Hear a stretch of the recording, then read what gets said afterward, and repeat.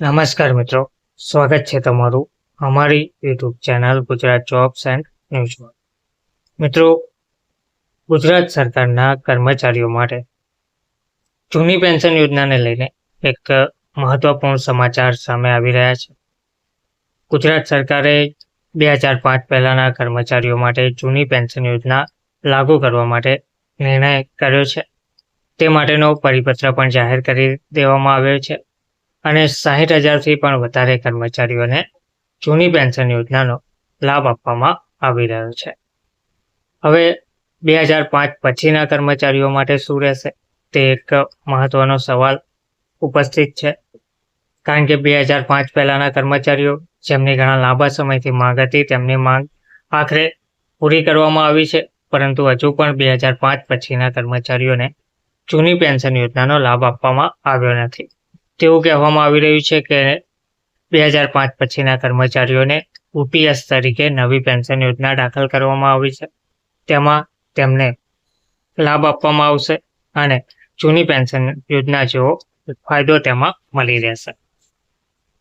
તો 60,000થી વધુ કર્મચારીઓને ફાયદો થયો છે. જૂની પેન્શન યોજના કર્મચારી સંગઠનોએ મંત્રીઓનું સન્માન પણ કર્યું હતું. ગુજરાતના વિવિધ સ્તરના સરકારી કર્મચારીઓ પૈકી 2005 પહેલા સરકારી સેવામાં જોડાયેલા કર્મચારીઓને નવાને બદલે જૂની પેન્શન યોજનાનો લાભ આપવા માટે ચાલી રહેલી લાંબી માંગણીનો ઉકેલ લાવવા બદલ સોમવારના રોજ વિવિધ સરકારી કર્મચારી સંગઠનોએ મંત્રીઓનું સન્માન કર્યું હતું.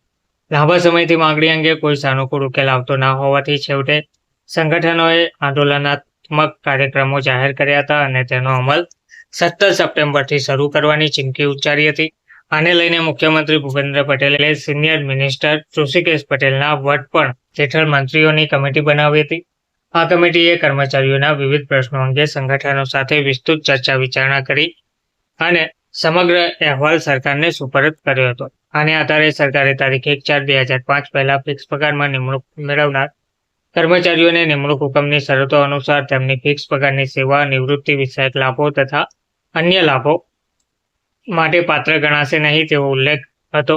જે તે કર્મચારીઓએ આ બાબતે લેખિતમાં બાંહેધરી પણ આપી હતી. તેમ છતાં રાજ્ય સરકાર દ્વારા સહાનુભૂતિપૂર્વક કર્મચારી અને તેમના પરિવારજનોના હિતાર્થે આ લાભો રાજ્યના આવા 60,000થી વધુ કર્મચારીઓને આપવાનો સૈદ્ધાંતિક રીતે સ્વીકાર કરાયો છે. આ ઉપરાંત પણ અન્ય મુદ્દાઓનો સરકારે સ્વીકાર કરી તેના અમલ માટે જાહેરાત કરી હતી. સોમવારે ગાંધીનગર ટાઉન હોલ ખાતે એક કાર્યક્રમ આ તમામ મંત્રીઓનું સન્માન કરવામાં આવ્યું હતું. ધન્યવાદ.